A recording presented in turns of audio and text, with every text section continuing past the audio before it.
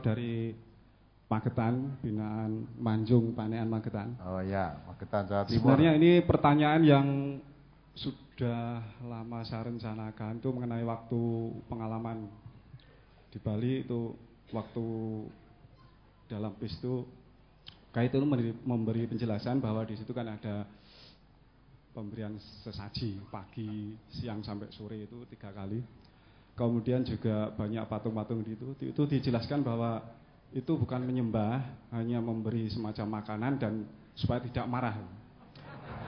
Kemudian yang kedua juga disebutkan lagi bahwa patung-patung di situ itu bukan sesembahan, hanya sarana kepada Yang Widiwasa.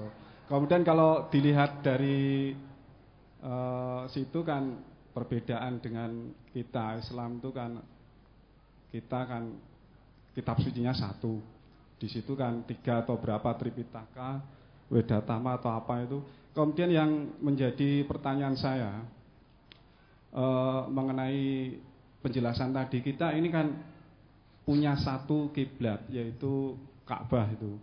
Yang perlu saya sampaikan di sini bahwa dari pemahaman saya tidak punya dasar, yang nanti ya saya mintakan kepada Ustadz. Kita ini kan seluruh dunia hanya mempunyai satu kiblat, sehingga waktu sholat dimanapun posisinya kan hanya satu.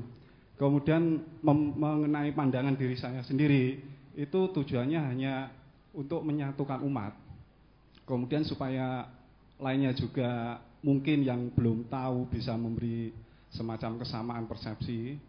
Untuk itulah di situ kan tadi dinyatakan bukan menyembah patung tapi hanya sarana. Kemudian bagaimana dengan kita?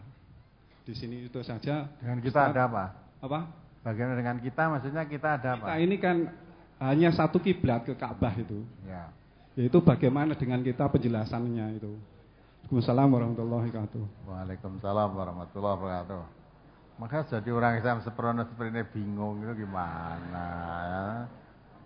Mungkin kamu samakan kalau orang Hindu menyembah patung sebagai sarana, itu lah. Lah kita menyembah Ka'bah sebagai sarana gitu. Keliru kalau kita menyembah Ka'bah itu keliru.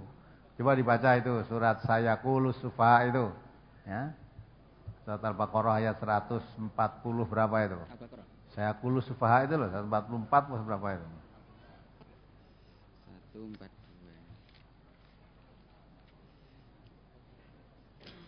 Surat Al-Baqarah, surat kedua ayat 142. 142. Ya, ya. Sayaqulu sufaha'u minan nasi ma wallahum an qiblatihimul lati kanu 'alaiha qul lillahil masyriqu wal maghrib yahdi man yasha'u ila siratim mustaqim. Orang-orang yang kurang akalnya di antara manusia akan berkata, apakah yang memalingkan mereka umat Islam dari kiblatnya, yakni Baitul Maqdis yang dahulu mereka telah berkiblat kepadanya? Katakanlah, kepunyaan Allah lah timur dan barat. Dia memberi petunjuk kepada siapa yang dikehendakinya ke jalan yang lurus. Paham kan? Jadi arah timur, arah barat itu semua kepunyaan Allah. Dan kiblat itu bukan Ka'bahnya. Sebelumnya itu menghadap ke Baitul Maqdis atau ke Masjidil Aqsa sana. Terus diperintah oleh Allah menghadap ke Ka'bah. Itu bukan Ka'bahnya yang dihadapi dalam arti apa itu? Nah, batunya, tapi menghadap ke Ka'bah tadi karena perintah Allah. Ya, andai kata Allah memerintahkan menghadap ke timur atau ke barat atau ke selatan atau ke utara, itu semua itu miliknya Allah. Jadi kita bukan arahnya ke timur barat, tapi arahnya kita mentaati perintahnya Allah. Yang suruh menghadap ke sana itu Allah. Ya. Kita bukan menyembah Ka'bah. Ya. Dan tidak menjadikan Ka'bah itu sebagai sarana untuk menghubungkan dirinya dengan Allah, bukan. Ya, bukan untuk itu. Tapi menghadap ke Ka'bah karena itu perintahnya Allah. Lah orang-orang yang kurang akal, sok keminter kurang akal ya kan? Ya kan? Orang Yahudi terutama, loh dulu menghadap Baitul Maqdis. Nah sekarang menghadap ke Ka'bah. Sebenarnya agama Muhammad itu agama apa? Agama yang tidak punya pendirian. Dan menghadap ke sana, terus sekarang menghadap ke sana. Nanti sebentar lagi kan menghadap ke lain lagi. Nah, orang yang kurang akal di sini karena tidak memahami menghadapnya ke sana itu perintah Allah, bukan kehendak Nabi sendiri. Andai kata Allah tidak memerintahkan berpaling kiblat dari menghadap ke Ka'bah, ya tetap.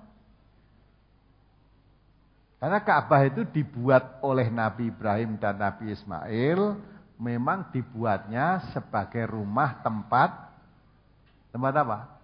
Ibadah.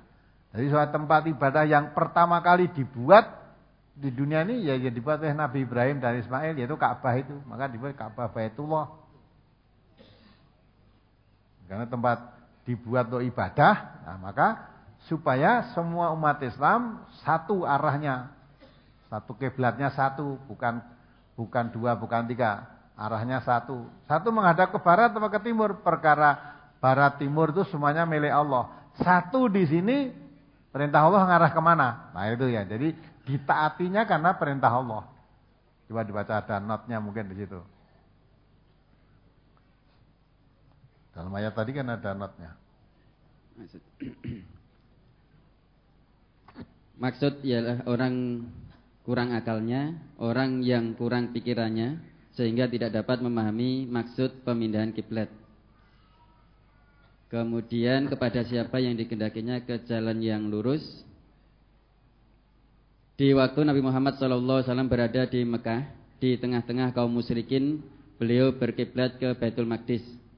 Tetapi setelah 16 atau 17 bulan Nabi berada di Madinah, di tengah-tengah orang Yahudi dan Nasrani, beliau disuruh oleh Tuhan untuk mengambil Ka'bah menjadi kiblat, terutama sekali untuk memberi pengertian bahwa dalam ibadah sholat itu bukanlah arah Baitul Maqdis dan Ka'bah itu menjadi tujuan, tetapi menghadapkan diri kepada Tuhan.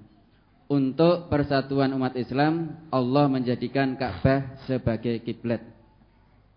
Ya. Jadi bukan Ka'bahnya dan bukan Baitul Maqdisnya, tapi perintah Allah itu tadi.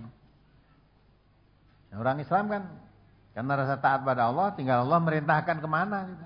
Ya udah, perintah Allah ke sana ya ke sana. Ya, ikuti ke sana. Terus waktu haji, Nabi kita sebagai uswatun hasanah, ya.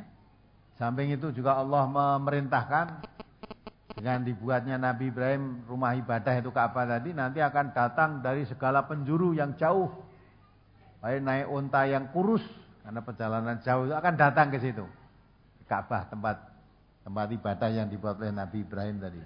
Lah di samping itu untuk mengetahui dengan perpalingan kiblat dari Baitul Maqdis ke Masjidil Haram, ke Ka'bah itu, siapa yang taat, siapa yang bangkang. Kalau dia taat pada Allah, taat pada Rasulullah, karena Allah memerintahkan menghadap ke Ka'bah, walaupun sudah 17 bulan menghadap ke Baitul Maqdis, kalau dia taat pada perintah Allah, taat pada Rasulullah, dia akan ikuti menghadap Ka'bah dengan ringan. Tapi orang yang tidak mentaati Allah dan tidak mentaati Rasulullah, dia akan bangkang dengan perpindahan menghadap ke Ka'bah tadi, dia tidak akan mau, tetap menghadap Baitul Maqdis. Nah, itu namanya orang yang kurang akal. Ini perintah Allah kok. Ya. Kalau sudah perintah Allah tidak perlu dipikir, kenapa tuh kok tidak dipindah sana wis penak-penak ngadap sana kok menghadap sini. Itu perintah Allah gitu loh. Kalau perintah Allah, orang mukmin itu jawabnya tinggal sami'na wa ata'na, walaupun belum mengerti hikmahnya di balik itu apa, ini perintah Allah. Yakin ini perintah Allah, laksanakan. Ya, di contoh yang dibilang Ibrahim. Ibrahim diperintah Allah untuk menyembelih anaknya. Yakin ini perintah Allah. Padahal anak kalau disembelih gimana? Mati. Aneh loh, Allah wong Nabi Ibrahim baru punya anak satu, namanya Ismail. sudah agak besar bisa membantu ayahnya, lah kok disuruh beleh. Ya, kalau akal kita mencampuri, iki karepe piye wong anak kok dibeleh. Ya. Nah, tapi karena Ibrahim yakin semua yang diperintahkan Allah itu mesti membawa kebaikan. Semua yang dilarang oleh Allah walaupun tampaknya kecil mesti membawa kejelekan. Nah, ini perintah Allah suruh beleh anak, ya sudah, beleh saja. Nah, ternyata membawa kebaikan kan. Nyata itu ujian. Qad shaddaqna ru'ya. Qad shaddaqna ru'ya. Betul Ibrahim, kamu sudah membenarkan perintah saya yang lewat mimpimu itu.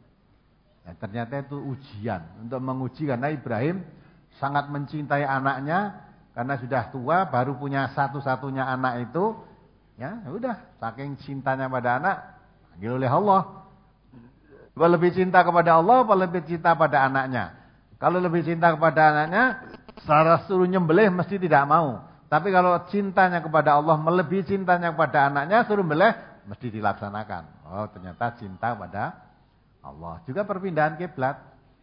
Lebih cinta pada Allah dan Rasulnya, apa dia bangkang tidak mencintai Allah? Kalau mencintai Allah dan Rasulnya, walaupun sudah 17 bulan menghadap ke Baitul Maqdis, tahu-tahu Allah perintahkan menghadap Ka'bah, ya sami'na wa ata'na.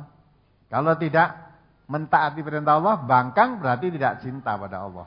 Itu untuk menguji keimanan siapa yang mentaati Allah dan Rasulnya. Gitu kan?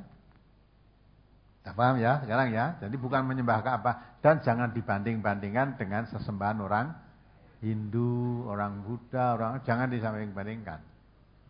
Sejak dulu, bukan sekarang. Jangan dulu dalam Quran juga diterangkan, menyembah patung itu dia menjadikan patung ini bukan saya menyembah patung, tapi ini saya jadikan perantara untuk menyampaikan itu pada Allah. Jadi seolah-olah patung itu sebagai perantara saja. Lalu batu untuk perantara, ya. Batu benda mati, gaweannya sendiri. Nah, kok tidak langsung? Masa manusia mau mendekat pada Allah malah perantaranya batu? Nah, padahal batu itu tidak bisa apa-apa. Sampai dikatakan oleh Allah, andai kata tadi mempunyai sesuatu dirampas oleh lalat, tidak bisa mencari, tidak bisa mengejar.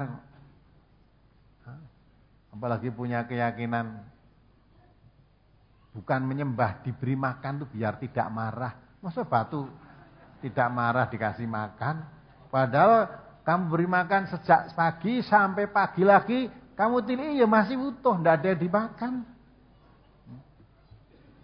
Tapi itu keyakinan orang lain, biar dah begitu aja lah.